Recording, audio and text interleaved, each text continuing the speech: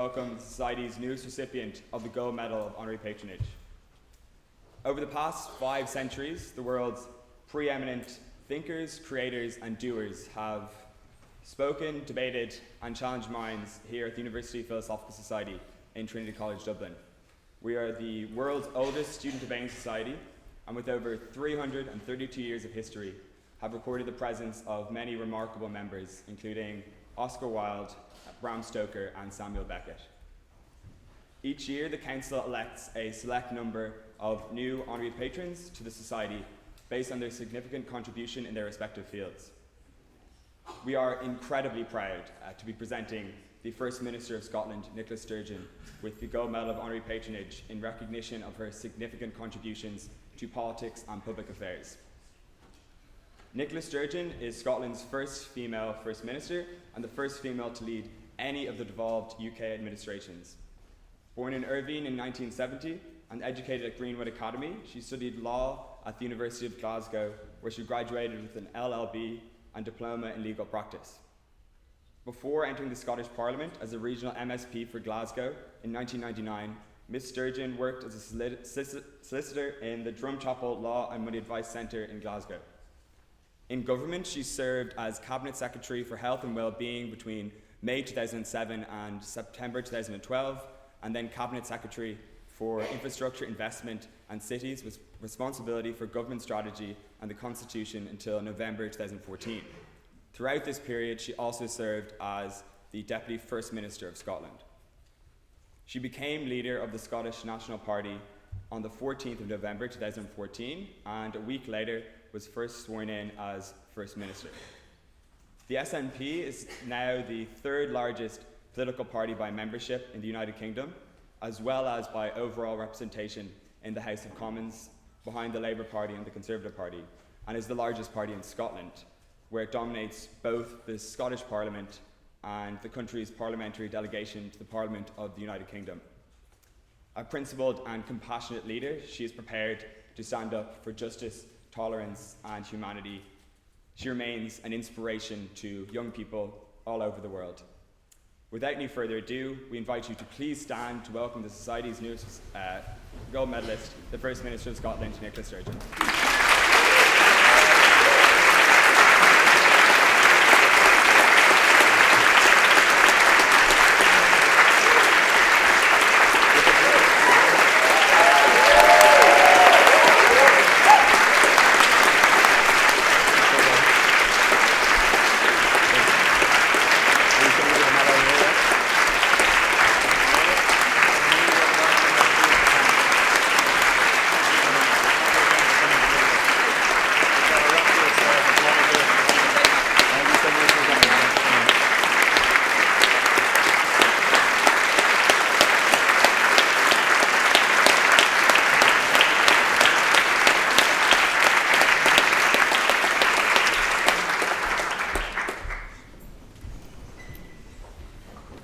So without any further ado, I'd like to invite the First Minister, Nicola Sturgeon, to say a few words.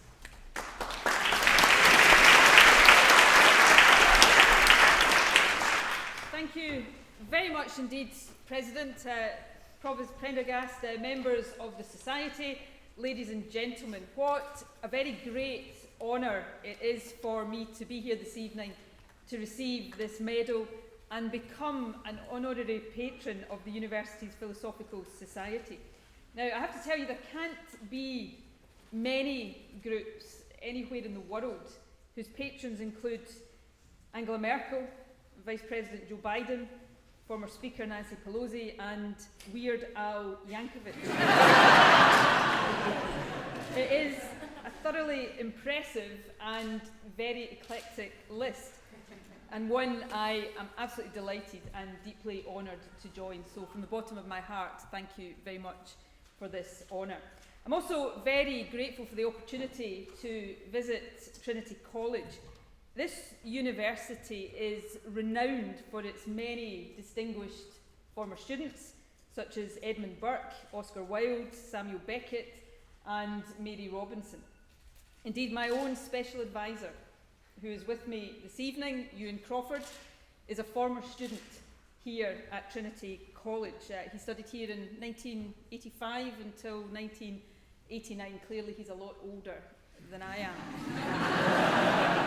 I have to say, when I advised the council upstairs that Ewan had been a former student, it was met with rapturous applause, and I thought I'd done really well to ingratiate myself early in the evening into your good books. Unfortunately, Ewan then completely disgraced me by saying that he had been a member of the HIST. All I can say is I hope his judgment has improved. Of course, today Trinity maintains a global reputation for teaching and for research, and that is undoubtedly reflected by the fact that you are listed amongst the top 100 universities in the world. All of you studying here are benefiting from and indeed contributing to that proud reputation and those very high standards. And I am sure that the qualifications you receive here will help you in whatever career you choose to pursue in the future. That's certainly been true for me. I was the first member of my family to go to university. I studied at Glasgow University, and I am conscious each and every day of my life of the incredible opportunities that a university experience opens up. Because of the education I received, I've been able to go on and do the things that I've done in my life. It has indeed been the basis for everything I have done since, becoming a lawyer, a member of the Scottish Parliament, Deputy First Minister, and of course now the First Minister of Scotland. And that's why I believe so strongly that everybody should have the opportunity to go to university if they study enough and achieve the qualifications they need, no matter the family background that they come from. That is important because I've also always believed, and I have no doubt that this will be a belief shared by all of you, that universities are not just the places where we go to get qualifications. Universities help shape the kind of people we become. They allow us to learn about the world, about other people, and about our values. And this idea of meeting and understanding people from diverse backgrounds, I think, is more important now than it has perhaps ever been before. Celebrating different cultures and learning from one another is central to the ethos that universities work so hard to create. And these ideas must also be at the core of progressive values. Values that in our current political climate, it is more important than ever before to stand up for and to champion. I've got no doubt that the range of different nationalities who study here at Trinity enrich the life of this university each and every single day, just as diversity enriches society and countries as a whole. Universities, of course, also inspire critical thought. They teach the importance of evaluating evidence, and we should recognise the contribution of those who dedicate their lives to extending human knowledge. Scottish Government thinking right now on how we best respond to the UK Brexit vote is being helped and advised on a daily and weekly basis by a standing council of experts. That standing council of experts, I'm delighted to say, includes Professor Frances Rowan from this very university. She also serves on my Council of Economic Advisors. Unfortunately, though, the EU referendum in the UK perhaps gave rise to a different view of academic excellence. Who could forget the statement made by Michael Gove, one of the key campaigners on the Leave side during the campaign, when he said that the people of this country have had enough of experts. And of course, there was the infamous claim in the referendum campaign that leaving the EU would generate £350 million a week extra for the National Health Service. Since then, we've found that that's not quite true. It is generating instead more than £200 million every week in extra borrowing. But what are a few facts between friends? Now, as all of you know, the art of debating, and many of you, as I was in my own university days will be keen, enthusiastic debaters. The art of debating is about selecting the particular facts that we want to highlight and arguing, debating over the meaning of certain facts, what they reveal and how we should respond to them. That's the very essence of politics and political debate. But certainly for most of my lifetime, political debates have been based on a body of accepted facts, because as the great Irish-American politician Daniel Patrick Moynihan said, everyone is entitled to his, or I would add her, own opinion, but not to his own facts.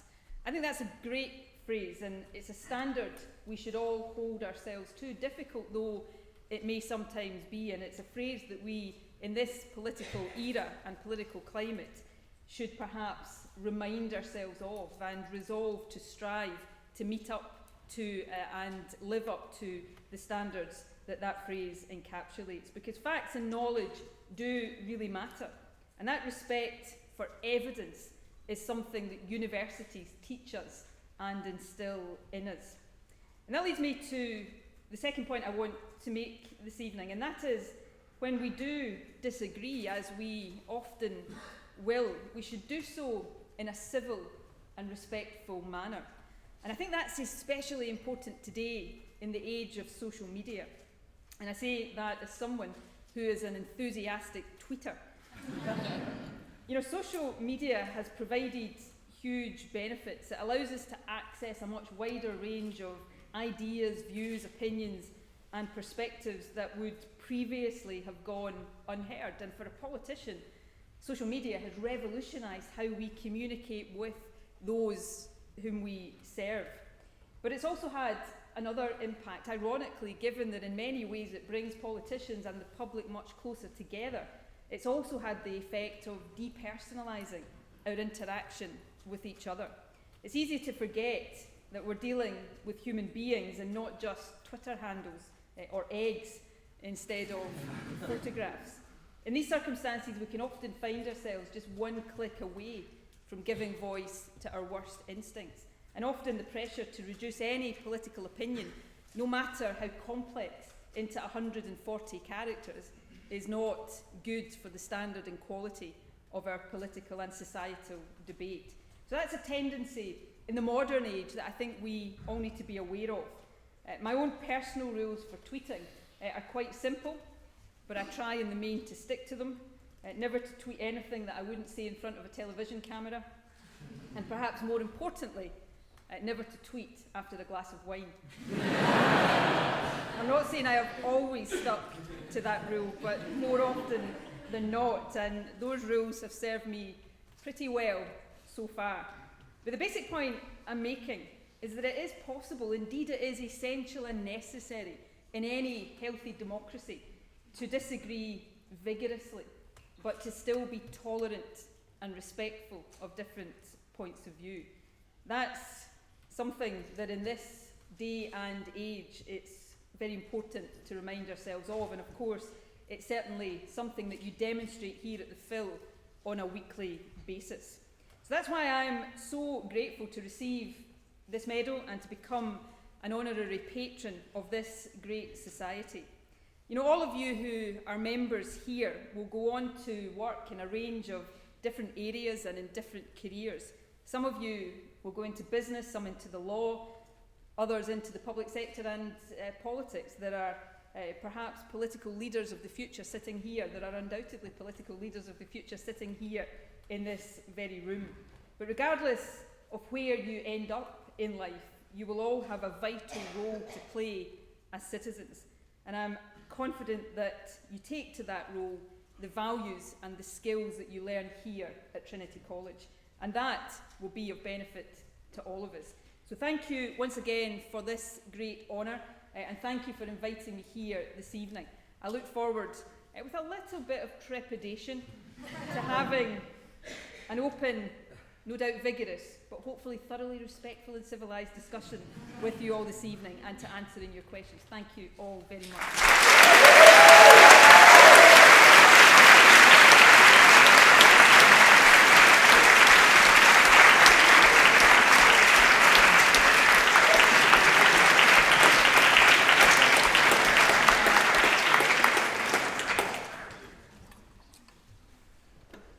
First Minister, thank you so much for accepting our award. Thanks so much for your insightful speech.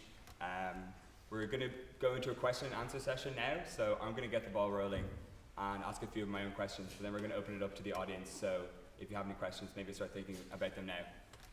So my first question is just touching on what you mentioned in your speech about kind of this distrust of experts, and that's something that we saw emerge from the Brexit campaign, which has been described as post-fact politics, where debate is largely framed by appeals to emotion and disconnected from any details of policy or any sort of evidence-based thought. And then that was further illustrated in the recent US presidential elections with Donald Trump, where people and the press don't really seem to care as much about whether what he's actually saying is true or not. So how do you think we can effectively combat those issues and combat that new dogma that's arisen? It's quite difficult, I think, and it does present a challenge. I guess before I go into that, we perhaps shouldn't go too far in trying to present the past as some kind of golden age. We've always, politicians and others have trusted or distrusted certain things we read in newspapers or hear in the television to a greater or lesser extent. So that is perhaps not completely new. But there's no doubt that both the advent of social media and perhaps the conduct of politicians has taken us into an era where different opinions are treated as equivalent regardless of the quality of evidence lying behind them. Now, there's no easy answer to that. We live in an age where the democratisation of information and access to information is a mainly thoroughly positive thing. But I guess one thing I would say is that probably the onus, or the biggest onus of responsibility, lies on the shoulders of politicians as we engage in political debate. And I take responsibility myself, part of the responsibility myself for this, because politicians can all, without exception, be guilty of oversimplifying things, of dismissing the evidence we don't like and prioritising that we do to the point of distortion sometimes. Now, that's in some ways in the nature of debate, but I think in the age we live in, with all of the forces that we're talking about, there's a bigger responsibility on politicians to ground their arguments in evidence. We can then have a debate about the interpretation of that evidence, but not to willfully mislead people. Now, I don't mean to exempt myself or my party or the arguments I stand for from criticism in this regard. There are people who would argue that the Scottish referendum had elements of this. I would argue otherwise, but that's a debate. But I don't think we've seen anything in modern recent political history quite as blatant as what we saw on the side of the Leave campaign bus, for example. And those who were in that campaign and who stood in front of that bus knew that they were saying something that wasn't true, but they continued to say it. And once we allow standards to drop in that way, then where does that stop? So the first responsibility lies with politicians of all stripes and all colours, including me and the party I represent, to rise above that. Yes, let's have vigorous debate, but let's ground that debate in facts and evidence. And if we do that, then perhaps we can get beyond, we can get into post-truth era and get back to a semblance of debate that is high quality, which I think would be welcome. And do you think that universities have any sort of role to play in that as well? I know that even from the Brexit campaign, we saw every vice chancellor pretty much in any university in the UK say, vote Remain, and then. Yes, I think universities, experts from all different backgrounds and all different areas of expertise have a role to play in informing debate. Now, in a democracy, it is entirely legitimate for the public to decide they want to take a different view to any particular expert or group of experts arguing a point of view. That's democracy. But we need to try and encourage a debate that is informed. We will always have disagreements about what the evidence tells us or how it should be interpreted. But to get away from that basis of evidence, and we all need, now I'm a politician, I frequently engage in debates where I downplay the experts whose opinion I don't agree with and play up the opinion of the experts I do. That's in the nature of things. But that's very different from just telling downright untruths, and that I think is something that we've got to think very carefully about. Sure. And then my next question. So the UK High Court ruled that Theresa May and her government do not have the power to trigger Article 50 without the prior authority of the Parliament, a decision that has, of course, been appealed to the Supreme Court by the UK government.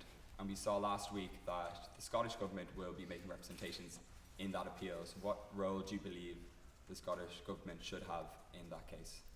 Well, the Scottish government applied for and was granted the right to intervene in the case, and the case will be heard in the Supreme Court next week, and we should have a judgment from that in the early part of the new year. And the decision of the Supreme Court does have big implications for both the timescale and the process by which Article 50 will be triggered. The Scottish Government's case, and the Lord Advocate, our senior law officer, will argue the Scottish Government's case, and his written submission was published on Friday, so you can go onto the Scottish Government website and read the arguments that the Scottish Government will make. We will firstly be arguing that the High Court was right to say that in order to turn the verdict of the people in the referendum into a legal decision, there should be legislation in the House of Commons. But we will also argue that the devolved administrations in the UK, the Scottish Parliament, the Welsh and Northern Irish assemblies, should also be consulted in that decision. We have a process that exists in Scotland, Wales and Northern Ireland, although its terms are slightly different in each, which is called the legislative consent process. And what that means is if Westminster is going to legislate in areas that are either within the devolved competence of the Scottish Parliament or impact on the devolved competence of the Scottish Parliament, then they can't do that without the consent of the Scottish Parliament. It's a convention and has been in place since the Scottish Parliament was established, so we'll be arguing that that has to be an important part of the process of triggering Article 50. Perhaps, in fact not perhaps, without a doubt, this is probably the most important and significant constitutional case that's been argued before the UK courts, certainly in my lifetime, and probably for a lot longer than that. So all eyes are going to be in the Supreme Court next week. Yeah, and if the Supreme Court rules that a vote must go to the Scottish Parliament, it would be expected that, given your stance on the issue and the will of the Scottish people, that the Scottish Parliament would vote against triggering Article 50. So what would that mean for Brexit? Is it game over, or? Well, I've never described it as the Scottish Parliament or Scotland exercising a veto. Scotland voted to stay in the European Union. England, Wales voted, albeit reasonably narrowly, to leave. What I want to try and find a way of doing is giving effect and respecting the vote of each of the different parts of the UK. What I think is wrong is that Scotland should get taken out of the European Union against our will. If the Supreme Court upholds the Lord Advocate's arguments, we're into, I guess, untested territory. The Westminster Parliament has never legislated against the wishes of the Scottish Parliament where this legislative consent process has been activated in the past. That said, it is a convention, although it is now partially underpinned in law, but it is by and large a convention. So, technically the Westminster Parliament perhaps could go ahead, even although the Scottish Parliament didn't vote for that, but it would take the UK into even more uncharted constitutional territory than it's in already, which is perhaps saying something. Yeah. And then just final question would be just in relation to Scottish independence, and I support it.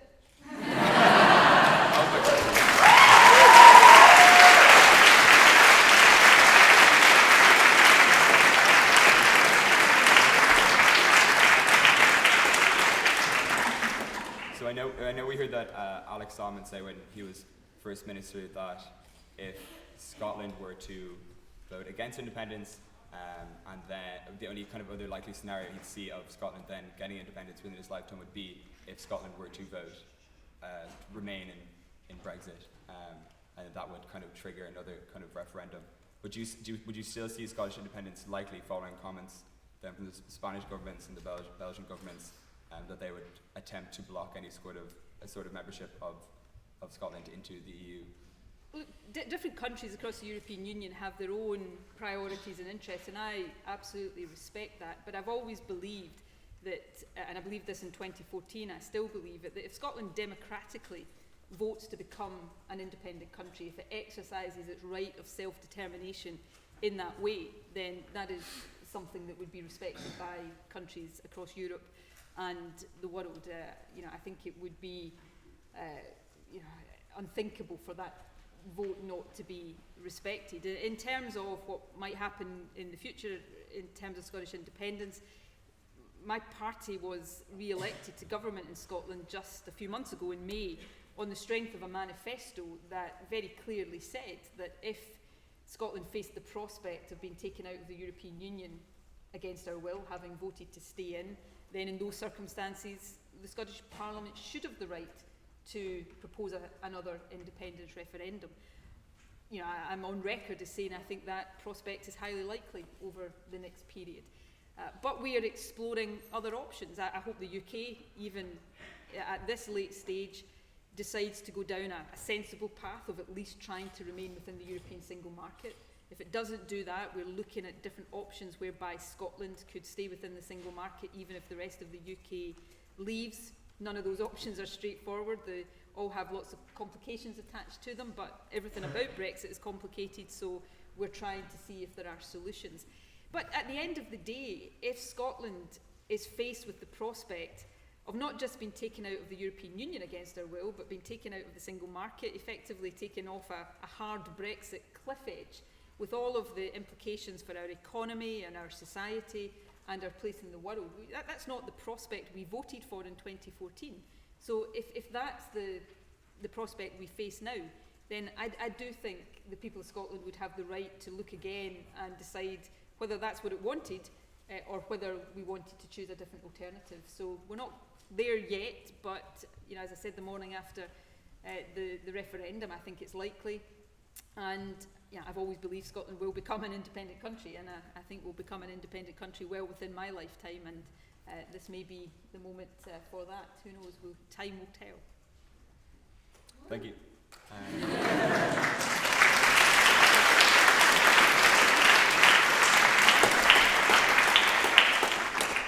So we're now going to open up to questions from the audience. So if anyone has any questions, raise your hand. You commented recently on providing free abortions for women in Northern Ireland in Scotland. And I'm just wondering what your thoughts are on the abortion regime in the Republic and what the amendments. It's a fair question. And I hope I don't sound like the typical politician that's about to dodge the question, although I suspect that's what I'm going to sound like to you here. That's a matter for people in the Republic of Ireland. I'm the First Minister of Scotland. We have a range of responsibilities. We take decisions within those responsibilities. It's not for me as the First Minister of Scotland to come here and intervene in a debate that is entirely one for people in Ireland, so I will not do that. I have my own views on abortion and they are long-standing views, but I appreciate it's a very difficult, sensitive, controversial issue where there is a whole range of opinions. I was asked a question in the Scottish Parliament about the scenario whereby a woman from Northern Ireland, was the question I was asked, who came to Scotland to access abortion, whether they should be charged for that or have that free of charge. And I've said in response to that question that we will look at that issue and explore the different options. My view is if a woman chooses to access an abortion, one of the fundamentally important things is that she can access abortion safely. So it's in that context that I answered that question. But it was not an attempt to, and would never be an attempt to intervene or interfere in the decisions around abortion that are rightly for the people of the Republic and in a different context for the people of Northern Ireland as well. Any other questions? Now there are many talks about the rise of the right ideology or right movements across Europe or across the world, even more so after the victory of Trump. So what do you think is it really a thing, and if so, do you support it? I don't support the rise of the right. I should say. I do think it is an issue of concern that we have to take seriously. My My view of this, and I'm going to simplify this here for the purposes of the answer, those of us on the progressive centre-left of politics have to re-enter the field of debate on some of these big issues. And I'm going to use the example, to illustrate this point, the example of the debate about immigration in the UK, particularly in the Brexit referendum. You know, when you've got politicians on the right of the political spectrum trying to convince people that the reasons for austerity and the reasons for pressure on public services is not government policy, but the immigrant living next door to you, and you don't have centre-left progressive politicians standing up and challenging that. Instead, you've got centre-left progressive politicians, and I would exclude my own party from this because we have always argued the benefits of immigration. But what you've seen in the UK for many years now is progressive politicians almost going along with that view that many of the problems in our society come from immigration rather than from government policy. So when we don't take on these arguments and defeat them in debate, it can hardly be any surprise that people will look to, you know, if you allow people to believe that immigration is the problem, then people will look to those parties and forces in politics that are being toughest on immigration. And so my answer, I don't have the answer, but my view in terms of the rise of right-wing politics in many parts of Europe is that those of us who take a different view have to get into the field and actually stand up and argue for the values that we hold dear. And it's time now to do that more than it has been for a long, long time. And that's how we should take on some of these debates. Thank you. Any other questions? Yeah, sure. Do you think, as a woman, like in high public office or in the public sphere in general, that women who hold those positions have kind of a duty and responsibility to bring more women up, or do you think that just being there in the first place is a statement enough? No, I believe very strongly, and I feel this responsibility acutely, that it is a responsibility on my shoulders and on the part of women in public office to do what we can to help other women come into public office and public life and into all spheres of life, and to work as hard as we can to take down some of the barriers that women face.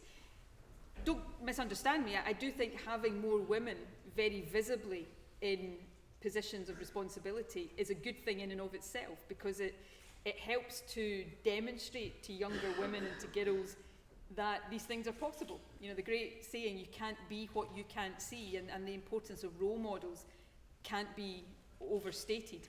But it's not enough in and of itself. You know, when I was growing up, Margaret Thatcher was Prime Minister, the first female Prime Minister of the UK. And I'm not saying this was all her fault, but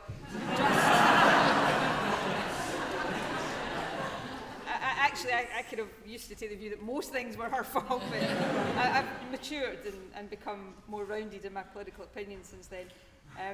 But she demonstrated that just having a woman Prime Minister didn't in and of itself revolutionise things for other women. You have to do more than that. I spent part of the afternoon meeting here in Dublin with Women for Election, the group that's been brought together to advocate for women in politics, and there's some really important practical things that have to be done. I'm a supporter of quotas and positive action because, you know, if we had a system that worked entirely on merit, we wouldn't have the imbalance in terms of gender representation. I'm a big supporter of women, you know, supporting each other and providing the practical help for each other. So, you know, these things are very important. Making sure we've got good childcare to help mothers. These things are all absolutely crucial if we're going to make the real breakthrough when it comes to women, not just in politics, but in all areas of life. Yeah, any other questions? You spoke earlier about the importance that the college has in shaping the person you become. In the last week, there's been a lot of controversy over a coalition of university professors that joined together to ban the alt-right poster boy, Milo Yiannopoulos, I'm sorry if I'm pronouncing his name wrong, from speaking at the college because his views have given rise to people regarding a very hateful part of politics. Do you think universities should prevent people like this from speaking? I think by and large universities should be places where you have open and free debate, and we take on arguments and try to win arguments rather than suppress points of view that we don't agree with.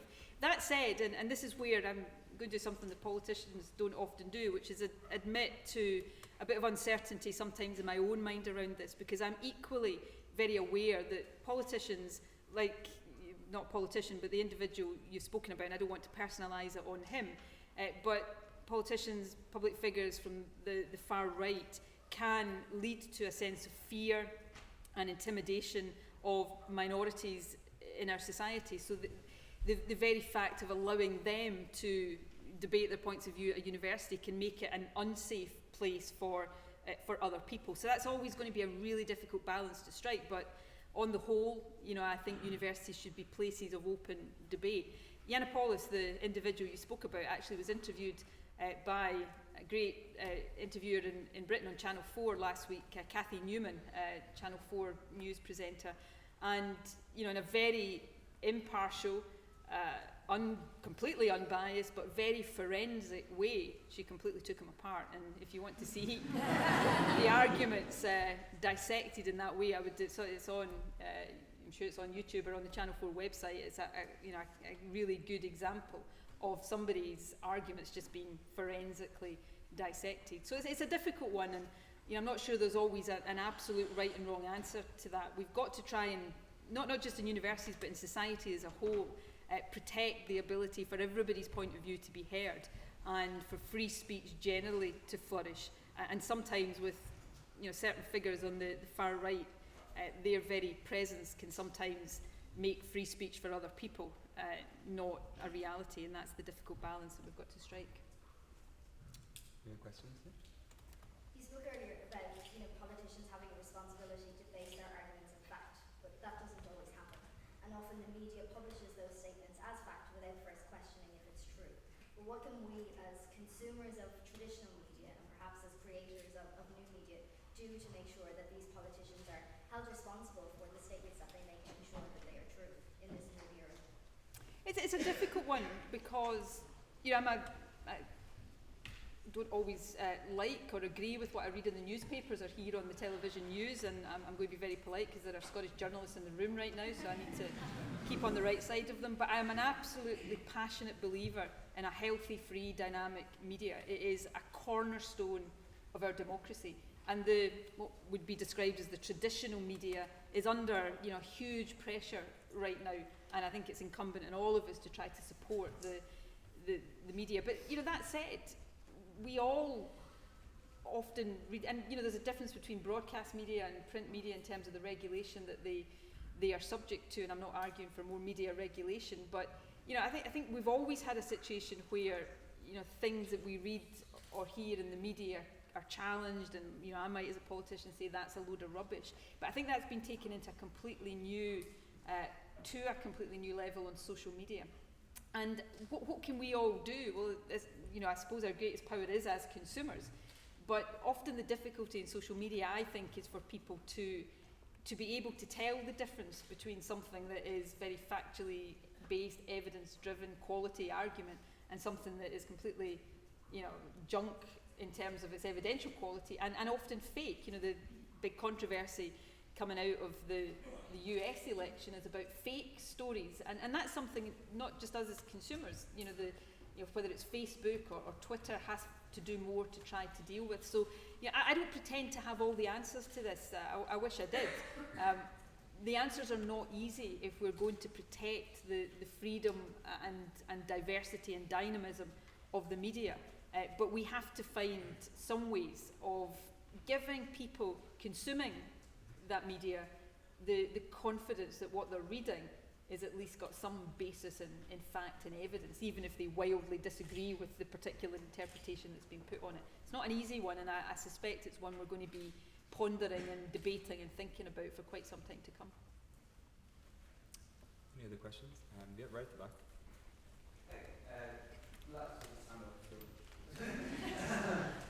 Past several years, society has kind of been moving forward, and it suddenly feels like you've kind of fallen off the bit in terms of social progress the last year or close. What advice would you kind of been someone who very likes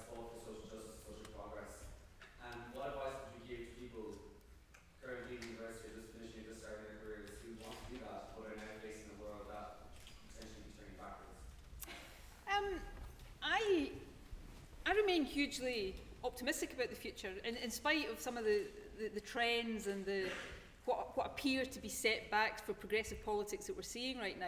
It goes back to something I said earlier on. I think some of this is because those of us on the progressive centre-left of politics, which I appreciate, spans a whole range of different views, have perhaps in the last few years assumed and taken for granted that certain arguments have been won and conclusively, finally, forever and ever won, and so therefore have got a bit complacent about defending those values and making those arguments. And the lesson for me, certainly of Brexit, is that we can never be complacent and take for granted that progress that we have secured can never be undone. And for me, perhaps even more shocking than the Brexit result itself was some of the hate crime that we witnessed in the days after that, and that is still a concern in parts of the UK right now. And therefore, I suppose what that says to me is, these arguments are never finally won. You've got to always be out there protecting the progress and seeking to advance progress further. But the reason I'm optimistic is I think if we shake ourselves out of the complacency that we've perhaps fallen into and get back into the ring and start standing up for these values and defending that progress, then, because I think these things are right and it's the right way to go, then I think we'll win the arguments. We just have to be out there making them. I'm saying we as if you all absolutely agree with me, which I don't want to take absolutely for granted here. Any other questions? Yeah, just for you. If you pursue another Scottish independence referendum purely on the basis of Scottish access to the European Union, does it put the 30% of the membership of the SNP who did support Brexit in a rather awkward position? And also in Catalonia, I'm sure you're aware of the kind of situation there, where they have a majority of pro-independence representatives in Parliament, and the Spanish government is rather antagonistic and won't really let them have the referendum. What practical steps could they do to legitimately declare independence? I probably will resist the temptation to try to answer the question or give advice to Catalonia about how to achieve independence. I think probably for me dealing with Scottish independence is enough to have another way without trying to resolve the independence questions for other parts of the world as well. You'll be getting me onto Irish unification next, and that is somewhere I shouldn't go. But the first part of your question is a really important question. There were people who voted for Scottish independence who also voted to leave the EU. And 62% of people in Scotland who voted in the EU referendum voted to remain. But notwithstanding that, 1 million people in Scotland voted to leave. Now that raises big questions for me as First Minister about the reasons for that and how we address the reasons for that. And as you say, some of these people will have been people who also voted for independence. If we, as I said earlier, it's still a myth, but if we have another Scottish independence referendum occasioned by Brexit, that's not to say that will be a debate that focuses solely on membership of the European Union. There'll be bigger issues that Scotland has to consider and weigh up in deciding whether or not to opt for independence. A whole variety of issues, economic, social, cultural, and many others besides. But at the heart of the debate about whether or not Scotland should be independent or not, and this spans people who voted to leave the EU and people who voted to remain, is a pretty basic, fundamental democratic question. And that is, who decides? So even if you voted to leave the European Union, you might think that it's still wrong for Scotland to be taken out of the European Union when the majority didn't vote in that way. And it comes down to that argument about democracy in Scotland. We have, right now, as we have done for large parts of my life, a Conservative government at Westminster that most people in Scotland don't support. The Conservatives in Scotland have one member of Parliament, and yet they take decisions that impact on the lives of people in Scotland day in and day out. And a much more extreme version of that now is the situation around Brexit. So I think what you would find is, yes, you'd get people making their decision on particular issues, but at the heart of it is that question: who gets to take the decisions about Scotland's future, whether it's stay, leave, or whatever? Shouldn't it be the Scottish people, those who choose to live in Scotland, that make those decisions? And fundamentally, that's at the heart of the case for independence. Other questions? Yeah, just one there. Yeah. Yeah. So Fidel Castro obviously died this week, and there's been a lot of Really? back and forth in the media as to with regards to what his legacy is. And Justin Trudeau came out and said that he was, kind of a controversial figure, and he kind of shied away from making any concrete statement on it. So I was wondering what your opinion on this is. I like the fact that you're just asking me straightforward, non-controversial questions. Just, don't run the risk of getting me into any trouble whatsoever. Thank you for that.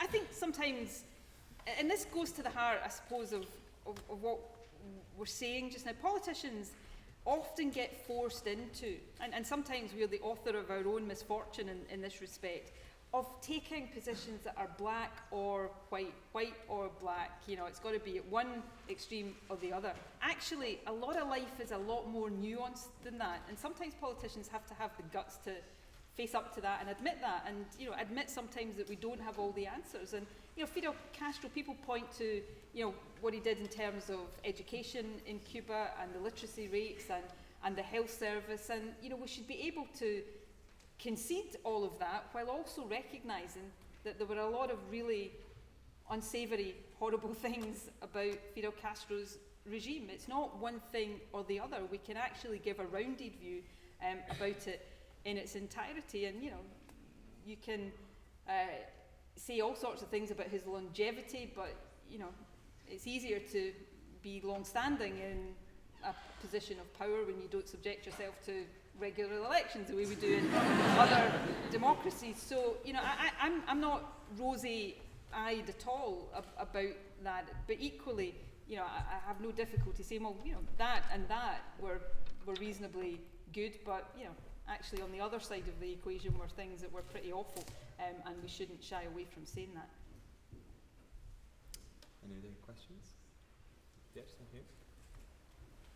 How did you feel about Tunnocks tea cakes rebranding as a great British About what, tea sorry? How did you feel about Tunnocks tea cakes rebranding as a great British tea cake and getting rid of the Scottish Look, line? as long as Tunnocks continue to make their tea cakes and their caramel, I don't care whether they're Scottish, British.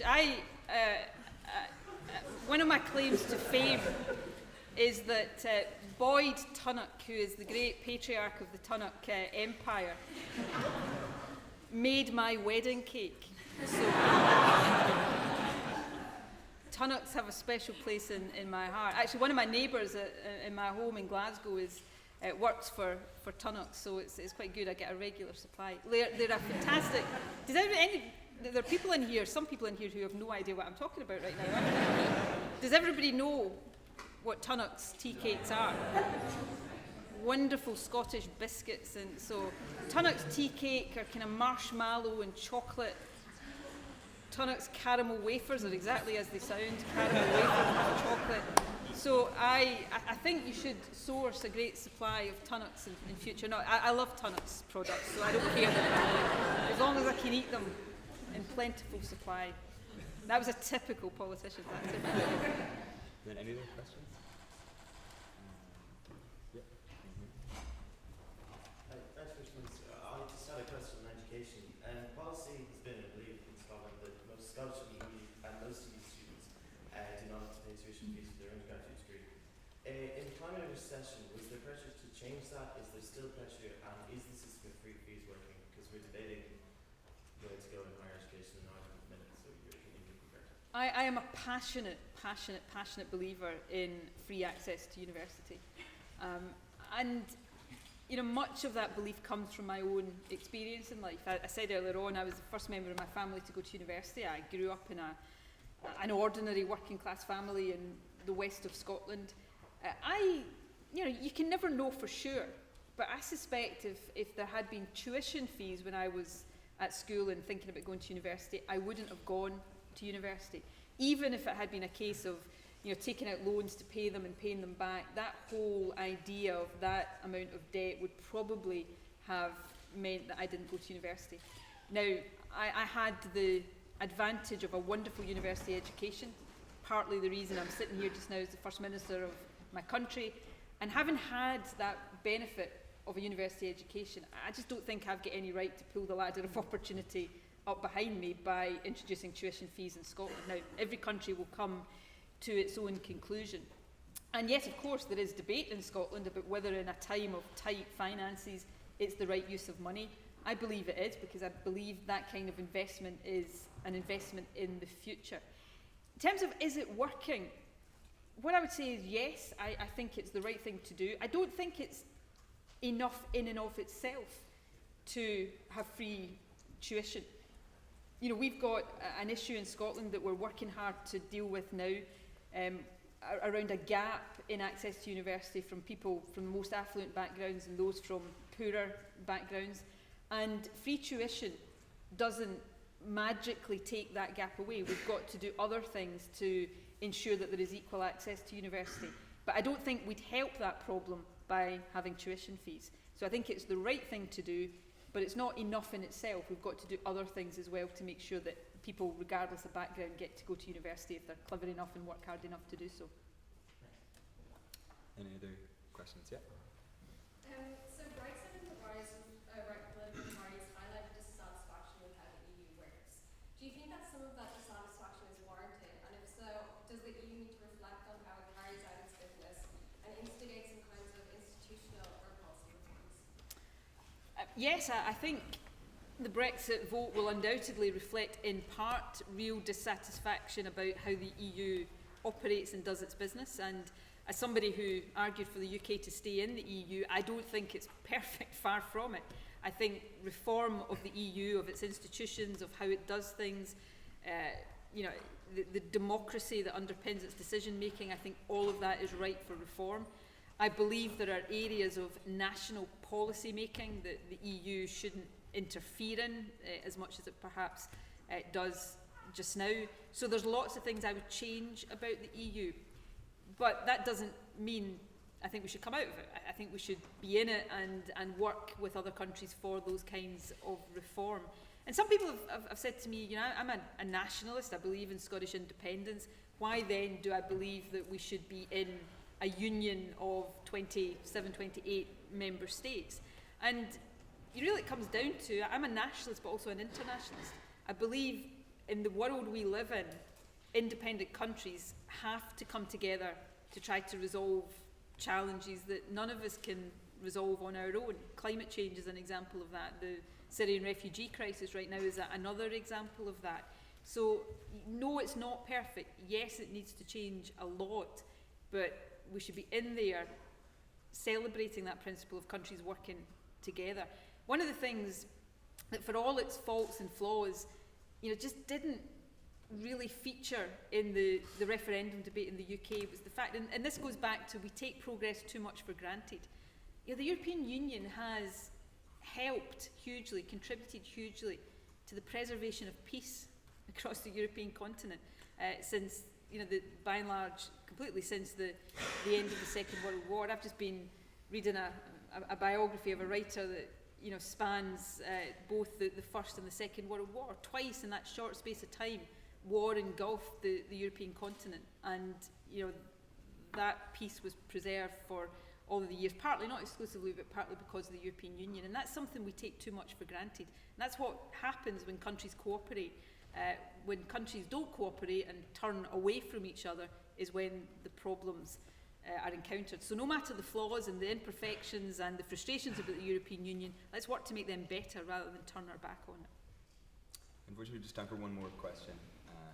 So just right here.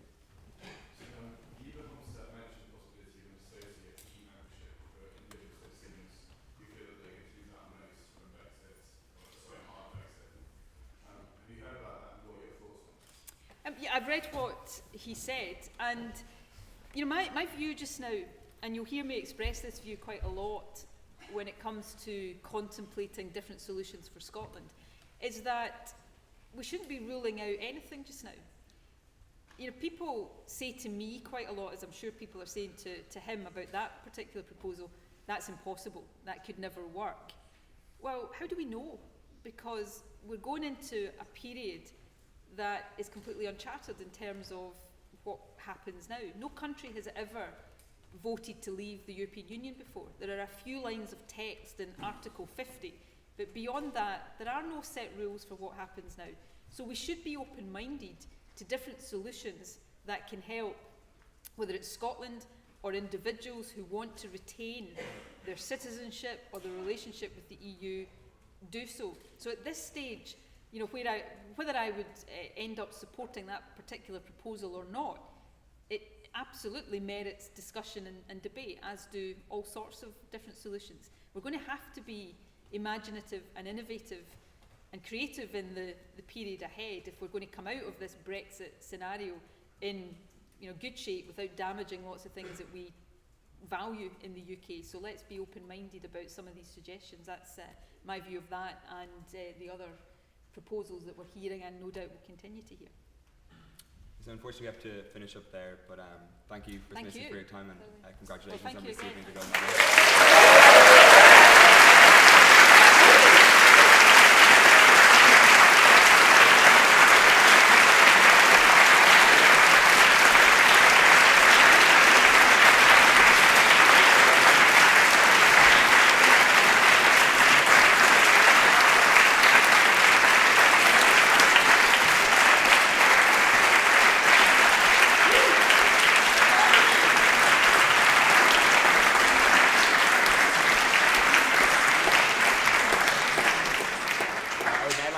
Everyone to stand and to give the First Minister one final round of applause. Thanks, Michael. Back to the